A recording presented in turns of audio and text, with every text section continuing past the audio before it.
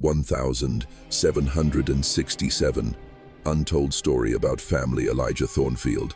Three daughters become fathers' wives one by one. Deep within the state archives of Virginia, locked away for over 2 centuries, lies a leather-bound journal that chronicles one of America's most chilling family secrets. The journal, discovered in 1945 by archaeologists excavating an old colonial road, contains 712 pages of daily entries written in 3 different hands, all belonging to the same family. What those pages revealed about the winter of 1,767 inches, the remote Blue Ridge Mountains, challenges our understanding of survival, sanity, and the darkest corners of human instinct. The authorities who first read these entries immediately classified them, and for decades, the truth of the Thornfield family remained buried in government files, deemed too horrifying for public release. Before we continue the story of Elijah Thornfield and his 3 daughters, make sure to subscribe to our channel and hit the notification bell. Stories like these are the reason we dig deep into America's forgotten archives. And leave us a comment letting us know what state you're listening from, because the story we're about to tell could have happened in any secluded corner of this vast country during its brutal frontier winters. The discovery of those journals forever changed the way investigators looked at missing persons cases from the 18th century.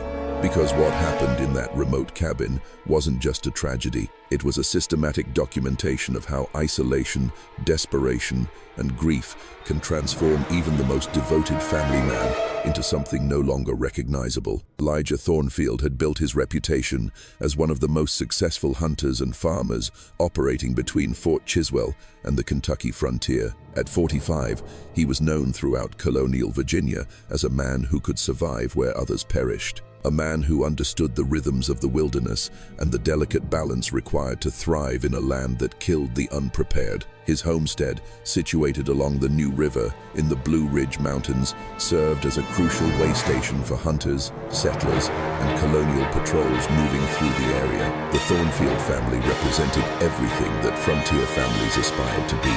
Elijah had married Abigail Thornton, the daughter of a Williamsburg merchant. In 1750, she followed her husband west with the determination characteristic of frontier women, teaching herself to preserve food, mend wounds, and maintain a respectable home when the nearest neighbor was 25 miles away. Their 3 daughters, 2 5-year-old Rebecca, 2 3-year-old Hannah, and 2 0-year-old Lydia, had inherited their mother's intelligence and their father's resilience. Unlike many frontier children, they were well educated, with Abigail insisting on daily lessons even during the harshest seasons. Rebecca, the eldest, possessed a near-photographic memory and served as the family's record keeper, maintaining detailed logs of hunts, weather patterns, and supply inventories. Hannah developed considerable skill as a healer and seamstress, often treating injured hunters who arrived at the homestead with animal bites, infected cuts, or broken bones. Lydia, the youngest, had an uncanny ability to predict changes in the weather and the behavior of wild animals, a skill that had saved the family from numerous dangerous situations. The Thornfield homestead was strategically located in a clearing surrounded by dense oak forests, with the New River providing year-round fresh water and easy access to major hunting trails. Elijah had constructed the main cabin with thick timber and a solid stone foundation, designed to withstand the brutal Virginia winters that could isolate the family for months at a time. Outbuildings included a smokehouse, a storage shed, and a small cabin to accommodate travelers. By 1767, the family had accumulated considerable wealth by frontier standards. Elijah held extensive trapping rights, maintained trading relationships with the native Indian tribes in the region, and had invested in several promising coal mines. The Thornfield name was respected from Williamsburg to the frontier, with colonial officers and officials often consulting him on conditions in the western wilderness. Abigail maintained a meticulous correspondence with her family in Williamsburg, and her letters from the summer of 1767 paint a picture of contentment and prosperity. She wrote enthusiastically about Rebecca's betrothal to a merchant from Fort Chiswell, Hannah's growing reputation as a healer among the local Indian communities,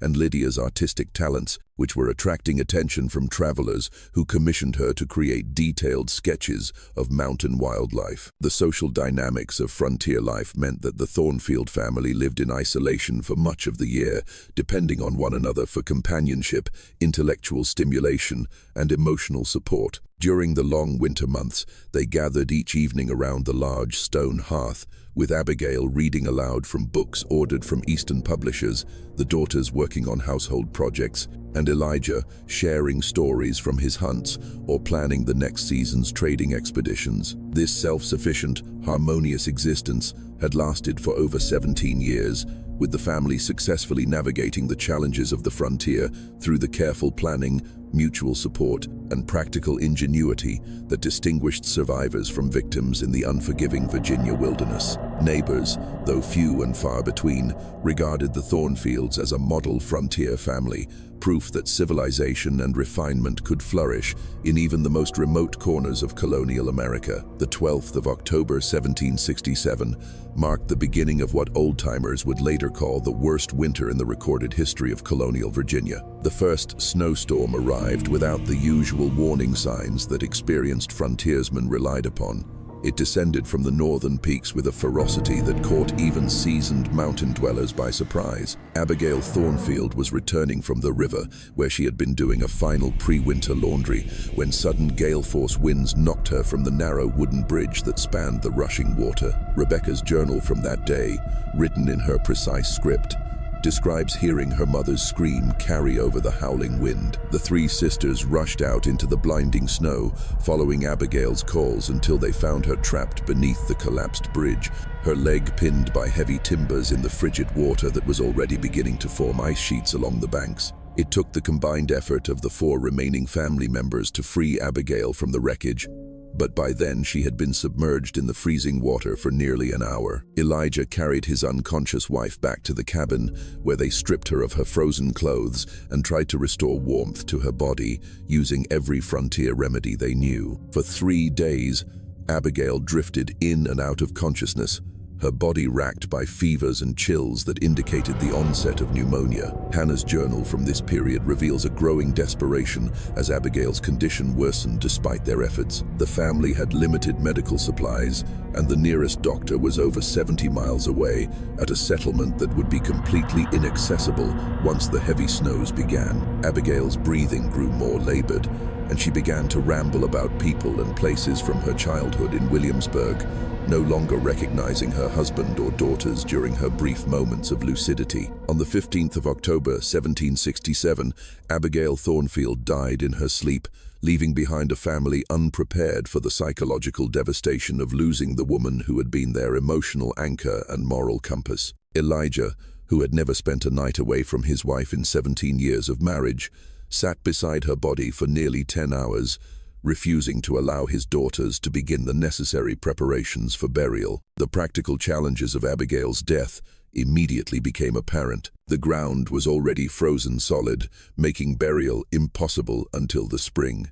As was the frontier custom, they would have to preserve her body in the smokehouse until the thaw, a grim reality that forced the family to confront Abigail's physical presence on a daily basis throughout the coming winter months. Rebecca's journal describes the surreal experience of moving her mother's body, wrapped in her finest blankets, to the cold smokehouse where she would remain for the next 6 months. More disturbing than the practical issues were the psychological changes that began to manifest in Elijah immediately following Abigail's death. Lydia's journal notes that her father stopped sleeping in the bedroom he had shared with her mother, instead spending his nights sitting in the main room, staring at the chair where Abigail had always sat during their evening gatherings. He stopped maintaining his personal hygiene, allowing his beard to grow wild and his clothes to become increasingly soiled. The first sign of a more serious mental decline appeared on October 22, when Elijah began to have long, detailed conversations with Abigail's empty chair,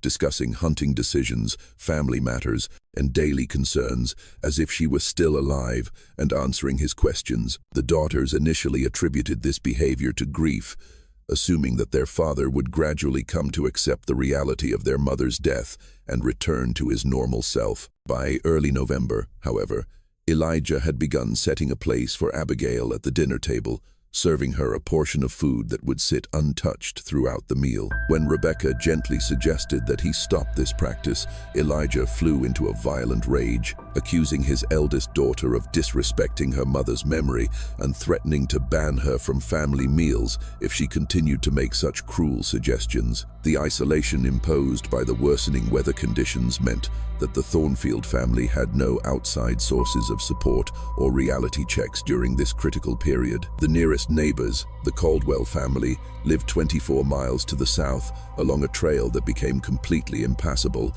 as the heavy snows accumulated in late November. Colonial patrols, which often passed through the area during the warmer months, had suspended operations for the winter, leaving the Thornfields completely cut off from outside contact until the spring.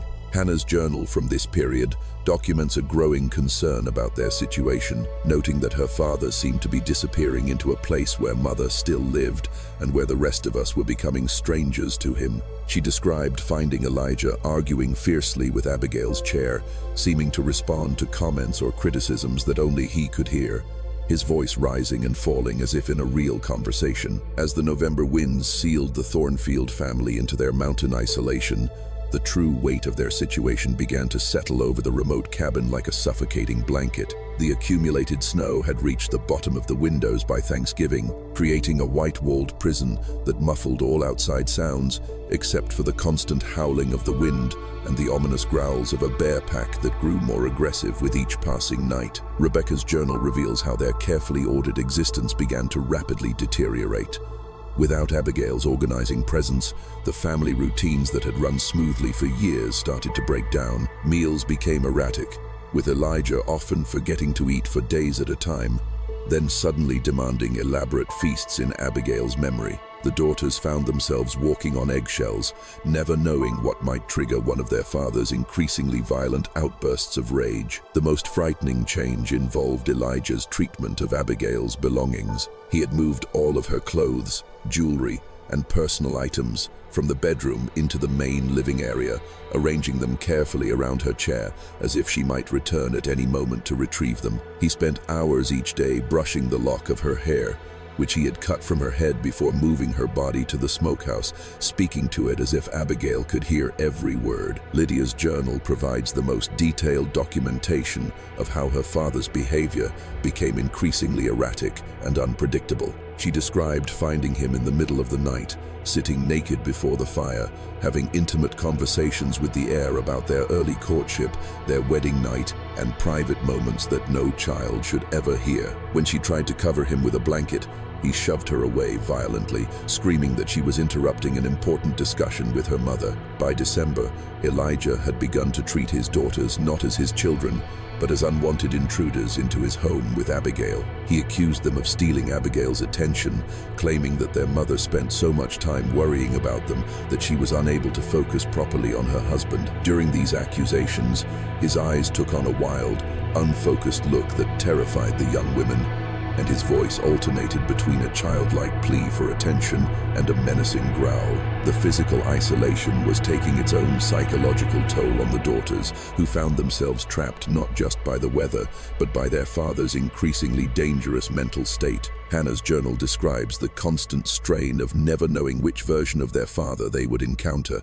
the grieving widower who wept openly for his lost love, or the angry stranger who blamed them for Abigail's death and resented their continued presence in his life. The food supply, which had seemed adequate when calculated for the family's normal consumption patterns, began to dwindle as Elijah's grief manifested in either a complete loss of appetite or periods of voracious binge eating. The daughters discovered that he had been secretly discarding portions of the preserved meat, claiming that Abigail had told him it was spoiled and unfit for consumption. When they tried to reason with him, he became convinced that they were trying to poison him and Abigail, and he began hiding food around the cabin in places that only he could find. The bear pack, drawn by the smell of food and human presence, began to congregate around the cabin in unprecedented numbers. Lydia's artistic skills proved invaluable as she documented their behavior, noting that the pack had grown to over 25 animals, larger than any bear group she had ever observed. The animals seemed to sense the family's vulnerability, approaching closer to the cabin each night and creating a coordinated chorus of growls that served as an almost supernatural soundtrack to the family's deteriorating situation. Rebecca's journal from December 12 marks a significant turning point in the family's ordeal. She wrote, "Father spoke to Mother's chair for 3 hours today, and when he finished, he looked at Hannah, Lydia, and myself with an expression I have never seen. It was not the look of a father seeing his daughters. It was the look of a man seeing something else entirely. I fear we are losing not just Father's mind, but his understanding of who we are to him." The entry continued. He asked Hannah to brush her hair in the way Mother used to wear it, and when she complied, he watched with an intensity that made us all uncomfortable. Then he asked Lydia to wear Mother's red dress, the one from her last anniversary. When she refused, he became so angry that he threw things against the wall and screamed that we were disrespecting Mother's memory. But there was something in his voice that suggested he no longer saw Lydia as his daughter. He saw her as something else. Hannah's medical knowledge, though limited, led her to realize that her father was experiencing what period doctors called brain fever or a nervous breakdown, a condition that often resulted from severe emotional trauma combined with isolation and physical hardship. Her understanding of his condition, however, provided little comfort in the face of the reality of managing a full-grown man whose behavior was becoming completely unpredictable and potentially dangerous. The daughters began sleeping in shifts, with one of them always awake to monitor their father's activities. They discovered that he had been going out at night, often without adequate winter clothing, to visit Abigail's body in the smokehouse. These nightly visits lasted for hours, and when he returned, his behavior towards his daughters became even more unnerving and inappropriate. Lydia's journal from December 18 provides a chilling glimpse into her father's deteriorating mental state. "Last night, I followed Father to the smokehouse and listened outside. He was speaking to Mother as if she were alive, telling her how lonely he was, how much he missed her touch, how empty the bed was without her. But then his voice changed, and he began speaking about Hannah, Rebecca, and myself in a way that made my skin crawl. He said that we resembled her, that we moved like her, that sometimes in the dim light, he could almost imagine we were her." Christmas Day of 1767 marked the beginning of what the journals would later reveal as the darkest chapter in the Thornfield family's ordeal. Rebecca's entry for that day began with a prophetic observation. "Father woke us before dawn, insisting that we wear Mother's clothes for Christmas breakfast. He set 5 places at the table instead of 4, and when I asked about the extra setting, he looked at me with genuine confusion and said, 'For your mother, of course. She'll be joining us shortly.'" The psychological strain of constant vigilance was beginning to crack the daughter's own coping mechanisms. Hannah's journal reveals that she had begun to experience severe headaches and dizzy spells, symptoms she attributed to the stress of managing her father's increasingly erratic behavior while trying to maintain some semblance of a normal family life. Lydia's artwork took on a darker quality, with her sketches depicting bears with human eyes and shadowy figures lurking just at the edge of perception. The most alarming development occurred on December 25, when Rebecca discovered that her father had been writing letters addressed to Abigail detailing a growing attraction to the young women who remind me so much of you. These letters, hidden beneath his mattress, contained graphic descriptions of physical desire and romantic fantasies that no father should ever have about his daughters. Rebecca's journal describes the horror of reading these documents, particularly Elijah's repeated assertions that God had sent his daughters to comfort him in his grief, and that Abigail's spirit had told him to accept their comfort in her place. Hannah's medical knowledge led her to consult the few books they owned on mental illness and nervous disorders. She found references to cases where prolonged grief and isolation led to a complete break from reality, with the afflicted person losing the ability to distinguish between appropriate and inappropriate relationships. Her growing understanding of her father's condition, however, provided little comfort in the face of the reality that they were trapped in a remote cabin with a man whose moral compass had completely dissolved. Lydia's journal from the 1st of January 1768 documents the first direct confrontation between the daughters and their father's inappropriate behavior. Father cornered Hannah in the pantry this morning and tried to kiss her on the mouth, telling her how beautiful she looked in Mother's apron. When she pushed him away, He flew into a rage and accused her of being cruel and unfeeling. He said Mother would never have denied him affection, and that Hannah was failing in her womanly duty to provide comfort to the men of the house. The incident terrified all three sisters, who now realized that their father's mental decline had progressed beyond grief and confusion into something far more dangerous. Rebecca's journal reveals their desperate attempts to develop a strategy to protect themselves while avoiding actions that might trigger more violent behavior from their increasingly unstable father. The behavior of the bear pack had also become more aggressive and organized. Lydia's observations noted that the animals had begun to approach the cabin during the day, unafraid of human presence and exhibiting predatory behaviors that suggested they were actively stalking the family. The constant nightly growling had evolved into complex sounds that were almost communicative, creating an atmosphere of siege that added to the family's psychological stress. The food supply had now reached a critical level, with their father's erratic eating habits and wastefulness creating a genuine survival crisis. Hannah's calculations suggested that their remaining stores would last no more than 5 weeks, assuming normal consumption patterns, but Elijah's behavior made rational resource management impossible. He began hiding food in secret locations around the cabin, claiming that Abigail had warned him of potential thieves, and refused to eat anything his daughters prepared, insisting that only Abigail could be trusted to handle his meals. Rebecca's entry from January 6 reveals the extent of their desperation. We discussed the possibility of trying to reach the Caldwells despite the weather and the bears. Hannah believes she could survive the journey, but Lydia's small stature and my own lack of wilderness experience make the attempt extremely dangerous. More worrisome is the question of whether we could leave Father alone in his current state, and whether he would allow us to leave at all. The daughters discovered that their father had been sabotaging their winter equipment, moving their snowshoes from their usual storage spot, and hiding essential winter clothing. When confronted about the items, he claimed ignorance, but his behavior suggested a deliberate attempt to ensure that his daughters remained trapped in the cabin with him. Hannah's journal notes, "I believe Father understands on some level that his thoughts and desires for us are wrong, but instead of fighting these feelings, he is ensuring that we cannot escape from them." The most terrifying discovery came when Lydia found additional letters that her father had written not to Abigail, but to each of his daughters individually. These documents, hidden in the smokehouse where he spent his nightly vigils, contained detailed descriptions of a growing romantic obsession with each of the young women, complete with plans for courtship and marriage that demonstrated a complete break from reality and moral reasoning. Lydia's entry describing the discovery of these letters provides a chilling insight into the family's deteriorating situation.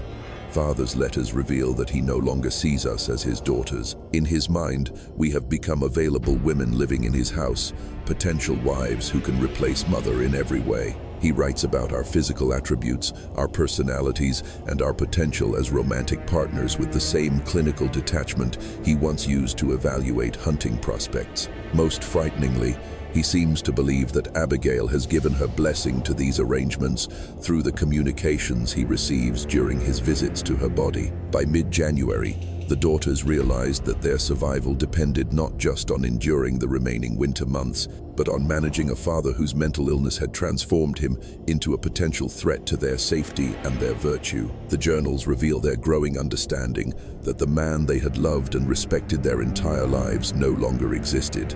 In his place was a stranger whose desires and intentions were becoming more dangerous by the day. The blizzard that began on the 16th of January 1768 would later be remembered as the most severe storm in the recorded history of colonial Virginia. But for the Thornfield family, it represented something far worse than a meteorological event. It was the final barrier between their father's deteriorating sanity and a complete moral collapse. Rebecca's entry for that day contains a single, terrifying sentence: "The storm has made escape impossible," and Father announced at breakfast that God has answered his prayers by ensuring his new wives cannot leave him. Hannah's medical observations provide a crucial insight into Elijah's rapidly accelerating mental breakdown. She notes that her father had stopped sleeping entirely, instead spending his nights alternating between passionate conversations with Abigail's empty chair and increasingly aggressive attempts to engage in inappropriate physical contact with his daughters. His physical appearance had become grotesque. His hair was matted, His eyes were sunken, and his gaunt frame made him look more like a starving animal than the respected frontier patriarch he had once been. The discovery of Elijah's marriage preparations sent a wave of terror through the isolated cabin. Lydia's journal describes finding wedding rings that her father had crafted from melted-down silverware, along with a crude marriage certificate he had written in a deteriorating script. The document, witnessed by Abigail Thornfield in the same handwriting, declared his intention to marry each of his daughters in separate ceremonies he planned for the coming week. Just when we thought we'd seen it all, the horror in the Blue Ridge Mountains intensifies. If this story is sending chills down your spine, share this video with a friend who loves dark mysteries. Hit the like button to support our content, and don't forget to subscribe so you never miss a story like this. Let's find out what happens next in this true tale of survival and madness. Rebecca's entry from January 20 reveals the family's growing desperation. Father cornered me in the storage room today and showed me the ring he had made for our wedding. And when I told him that a father cannot marry his daughter, he became violent and screamed that I was no longer his daughter. I was a woman living in his house, eating his food, and therefore obligated to provide him with the companionship that mother's death had stolen from him. His eyes held no recognition of our relationship, only a terrible hunger that filled me with dread. The systematic nature of Elijah's planning became apparent when Hannah discovered a detailed schedule he had created for the courtship of each daughter. The document, written in the same precise script he had once used for his hunting logs, outlined specific days for romantic meals, intimate conversations, and physical expressions of affection with each of the young women. The cold, businesslike tone of the document made it more terrifying than if it had been written in the language of passion. Lydia's artistic talents proved invaluable in documenting the physical evidence of her father's mental breakdown. Her sketches show the cabin's interior transformed into a grotesque parody of a romantic setting, with Abigail's belongings arranged as decorations for the planned wedding ceremonies. The most frightening image shows her father's bedroom, which he had redecorated with items stolen from his daughter's personal belongings, creating a shrine that combined the memory of his dead wife with his fantasies about his living daughters. The behavior of the bear pack had reached an unprecedented level of aggression, with the animals now actively testing the cabin's defenses during the daylight hours. Hannah's observations noted that the bears had learned to work in coordinated groups, with some creating distractions, while others tested for weaknesses in the building structure. The constant presence of the pack eliminated any possibility of escape, even during the brief periods when the weather might have allowed for travel.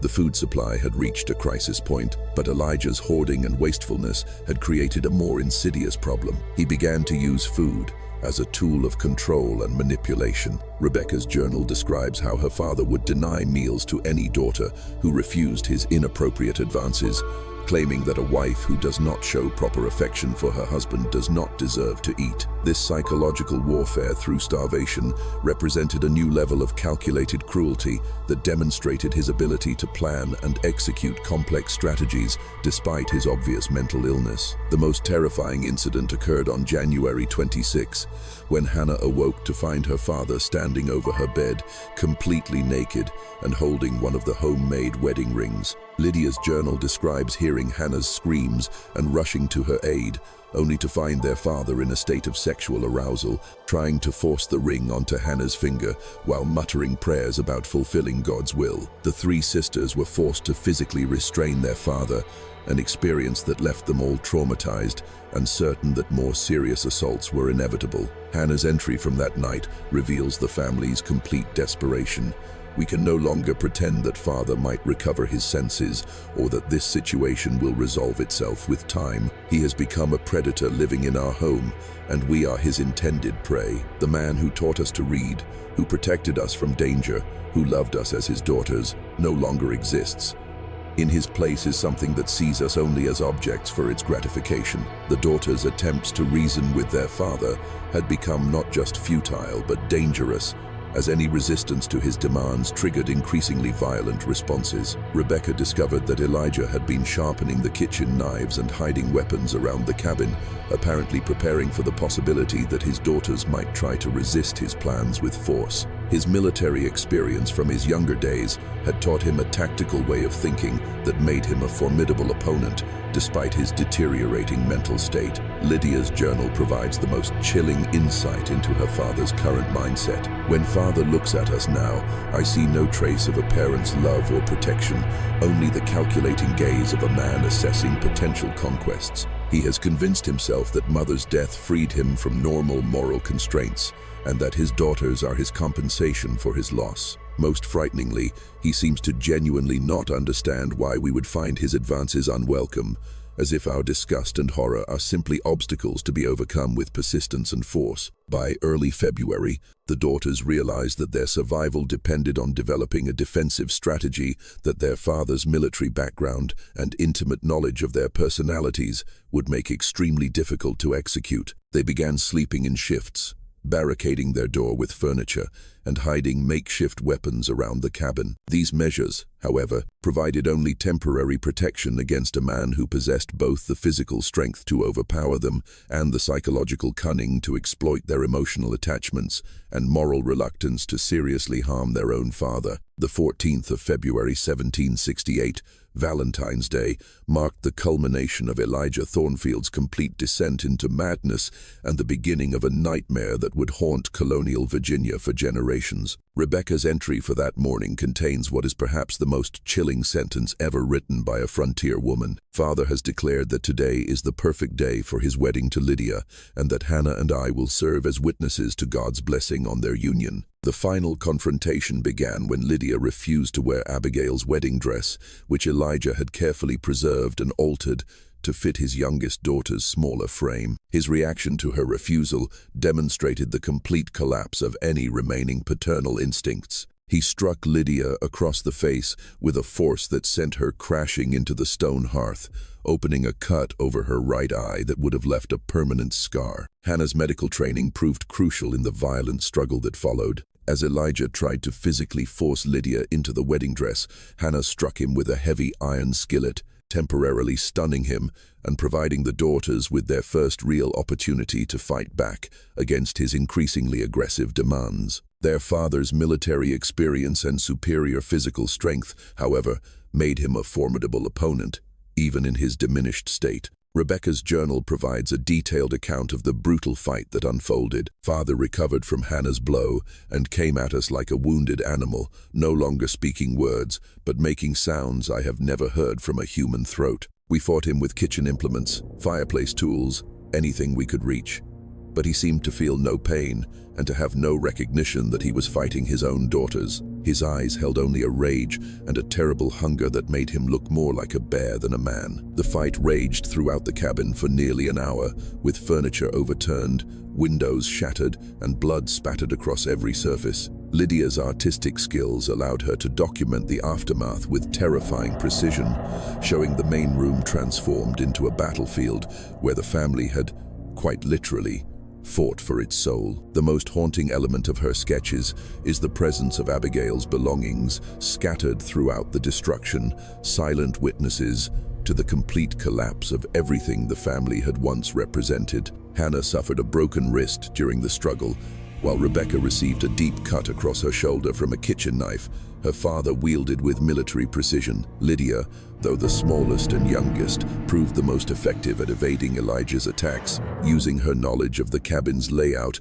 and her father's patterns of behavior to stay one step ahead of his increasingly desperate lunges. The turning point came when Rebecca realized that their father's obsession with Abigail could be used against him. While Hannah and Lydia continued their defensive struggle, Rebecca began to scream that Abigail would not approve of his behavior, that their mother's spirit was angered by his treatment of her daughters. The psychological impact of these accusations temporarily broke through Elijah's madness, causing him to pause his attack and look with confusion at Abigail's empty chair. Lydia's journal describes the crucial moment when father heard Rebecca invoke mother's disapproval. Something changed in his expression.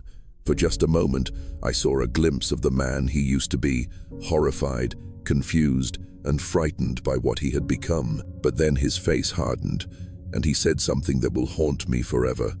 Abigail is dead, and you girls killed her by being born. Now you will take her place, or you will join her. The final stage of the confrontation occurred when Elijah, realizing that his daughters would never voluntarily submit to his desires, resolved to use force to achieve his objectives. Hannah's entry describes her father's systematic attempt to overpower and assault each of his daughters, beginning with Lydia as his primary target. The clinical detachment with which she recorded this event speaks to a level of trauma that allowed her to function despite the horror of fighting for her life against the man who had once protected her from all harm. Rebecca's quick thinking saved all three sisters when she managed to grab an oil lamp and threatened to burn the cabin to the ground unless their father backed away. The threat worked temporarily, but Elijah's military experience led him to realize that his daughters lacked the ruthlessness necessary to carry out such a desperate act. They would never voluntarily destroy their only shelter in the Virginia winter, even to escape his demands. The standoff that followed lasted for nearly 5 hours, with the daughters barricaded in the storage room while their father alternated between pleading for their cooperation and making increasingly violent threats about the consequences of their continued resistance. Hannah used her medical knowledge to treat Rebecca's and Lydia's wounds while they debated their limited options, remained trapped until the spring while fending off his attacks, attempt an escape into the storm and almost certain death, or find a way to permanently neutralize the threat their father now represented. Lydia's journal reveals the horrific decision that ultimately saved their lives. We realized that the man outside the door was no longer our father. He was a predator who intended to use our bodies for his gratification, whether we consented or not. The father we had loved was dead, killed by grief and isolation as surely as our mother had been killed by the river. What remained was something that would destroy us physically and spiritually if we allowed it to continue living. The final entry in Rebecca's journal for February 14 consists of a single sentence that captures the complete moral collapse of a once loving family. Tonight we learned that survival sometimes requires choices that destroy the survivor as completely as death would have destroyed their body. The discovery of the Thornfield cabin in April 1945 by Forestry Service workers conducting a survey of an old trapping line created one of the most gruesome crime scenes in Virginia's recorded history. The official report filed by Ranger Samuel Thorne to both the Forestry Service and the Colonial Sheriff's Office described finding the partially collapsed remains of a frontier cabin containing the desiccated bodies of 4 individuals and evidence of a violent conflict that had occurred decades earlier. The initial investigation revealed the presence of 3 female bodies in the main room of the cabin, along with extensive documentation in the form of journals, letters, and detailed sketches that provided investigators with an unprecedented look into the psychological collapse of a frontier family during the harsh winter of 1767–68. A 4th body, identified as an adult male, was discovered in the smokehouse, where it appeared to have been deliberately placed alongside the preserved remains of a woman who matched the age and physical description of Abigail Thornfield. Dr. Edward Finley, the colonial medical examiner who examined the remains, determined that the 3 daughters had died from a combination of starvation and exposure sometime in the late winter or early spring of 1768. His medical examination revealed evidence of physical violence, including healed fractures and defensive wounds that supported the accounts of violent encounters described in their journals. More disturbing were the signs of prolonged malnutrition and stress-related physical deterioration that pointed to months of psychological trauma before their deaths. The male body in the smokehouse presented a different story. Dr. Finley's examination revealed that Elijah Thornfield had died from a single, precise stab wound to the heart that had been delivered with surgical accuracy, suggesting a knowledge of anatomy. The location and angle of the wound indicated that the victim had been conscious and facing his attacker at the time of the injury, ruling out the possibility of accident or suicide. Hannah's final entry, dated the 15th of February 1768, provided the missing piece of the Thornfield family's tragic end. Father is at peace now, reunited with mother in the smokehouse where he spent so many nights speaking to her spirit. We could not allow him to continue living with the madness that had consumed him, and we could not survive another day as prisoners in our own home. Rebecca held him while Lydia and I did what had to be done. He looked surprised at the end, but also relieved, as if he finally understood what he had become. The journal continued. We wrapped father in mother's favorite blanket and laid him beside her in the smokehouse, where they can be together as they always wanted. The storm has passed, but we are too weak to attempt the journey to the Caldwells. The food is gone, and the bear pack grows more aggressive with each day. Rebecca can barely walk. Lydia has developed the same fever that took mother, and my own strength fails with each hour. We have agreed that we will not become what father became. We will not let desperation turn us into monsters. H.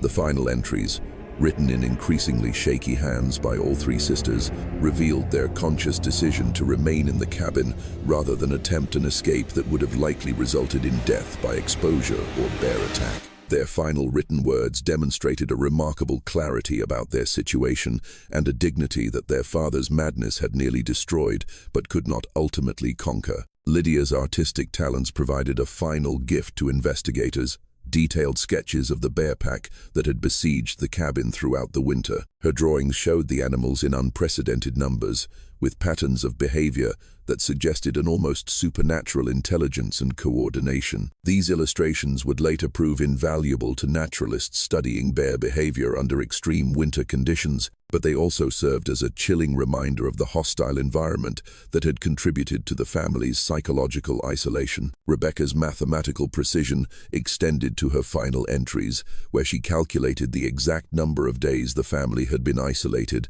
132, the temperature variations throughout the winter, and even an estimate of the number of bears in the pack surrounding the cabin. Her final entry, dated the 10th of March 1768, consisted of a simple statement: "Today marks 147 days since Mother's death. We have decided that 148 will be enough." The investigation revealed further disturbing details about Elijah Thornfield's final weeks.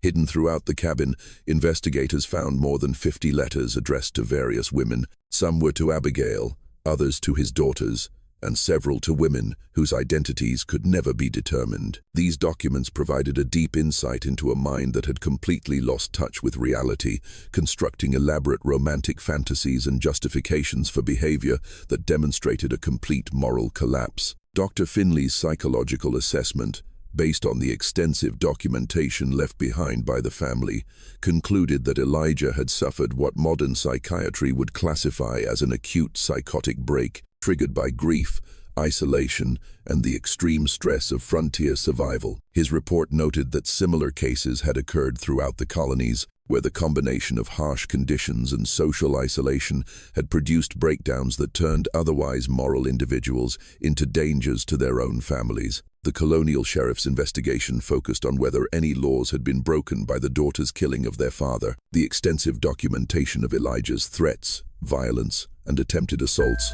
however, led officials to classify the death as a justifiable homicide in the protection of life and virtue. The case was quietly closed with no charges filed, partly out of respect for the victims and partly because colonial officials preferred to avoid the publicity that such a gruesome case would generate. Forestry Service records indicate that the cabin site was deliberately obscured and removed from official maps following the investigation. The bodies were interred in an unmarked grave at an undisclosed location, and all physical evidence was either destroyed or placed in sealed archives that remain classified to this day. The official explanation for this secrecy was to protect the family's reputation, but internal memos suggest that colonial officials feared the psychological impact that such a detailed account of a family's collapse might have on other isolated frontier families. The Thornfield case influenced colonial policy regarding winter isolation and emergency procedures for remote families. New regulations required hunters and settlers in isolated locations to maintain regular contact with authorities during the winter months,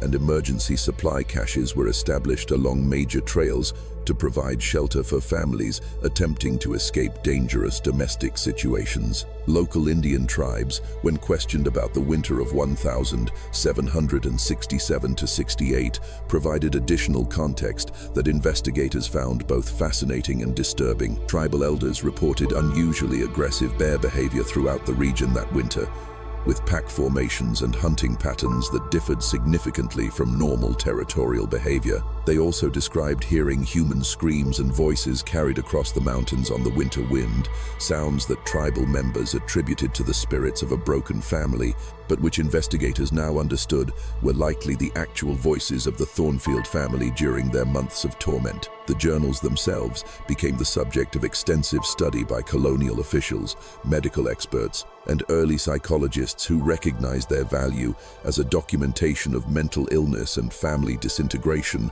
under extreme conditions. Public access to these documents, however, has been restricted due to their disturbing content and the graphic descriptions of incestuous desire and violence they contain. Modern analysis of the case has revealed additional disturbing elements that the 1,945 investigators did not fully understand. Handwriting experts have determined that some of the later entries in Elijah's hidden letters were actually written by Hannah, suggesting that she was forced to transcribe her father's fantasies as part of his psychological torture of the family. This discovery has added another layer of horror to an already devastating story of manipulation and abuse. Meteorological records for the winter of 1767–68 confirm that the Blue Ridge Mountains experienced the most extreme weather conditions in Virginia's recorded history, with temperatures dropping to -35°F and continuous snowfall accumulating to depths of over 10 feet. These conditions would have made escape impossible for even the most experienced wilderness travelers,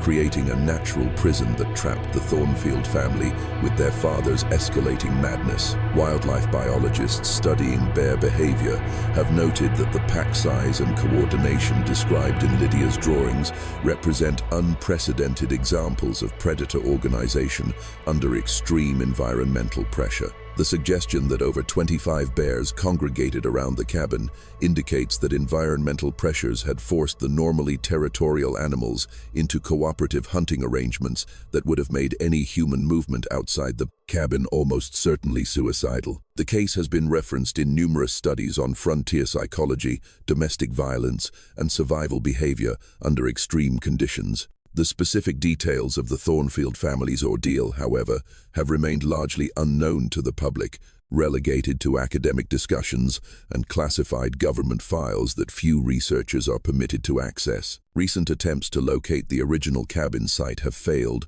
with Forestry Service records indicating that the location was deliberately obscured and that natural processes have removed most traces of the structure. Local hiking guides report the occasional discovery of metal artifacts and bone fragments in the general area, but these findings have never been officially confirmed as being related to the Thornfield case. The bear population in the Blue Ridge Mountains declined sharply after the winter of 1767–68, with tribal reports suggesting that the large pack documented by Lydia Thornfield either disintegrated or perished during the extreme weather conditions. Modern bear reintroduction programs in the region have documented unusual territorial behaviors in areas near the suspected cabin site, with animals showing a reluctance to establish dens or hunting grounds in locations that appear environmentally suitable. This mystery shows us how the thin veneer of civilization can dissolve as quickly as it forms in the face of isolation,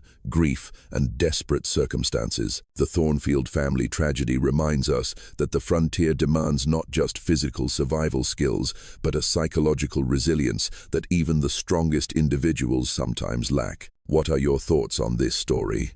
Do you believe everything has been revealed, or do you think there are still secrets buried in those Virginia mountains? Leave a comment below and let us know what you think really happened during those dark winter months. If you enjoyed this story and want more chilling tales from America's hidden past, be sure to subscribe, hit the notification bell, and share this with someone who loves a good mystery. The frontier holds many more dark secrets, and we'll be here to uncover them all. See you in the next video.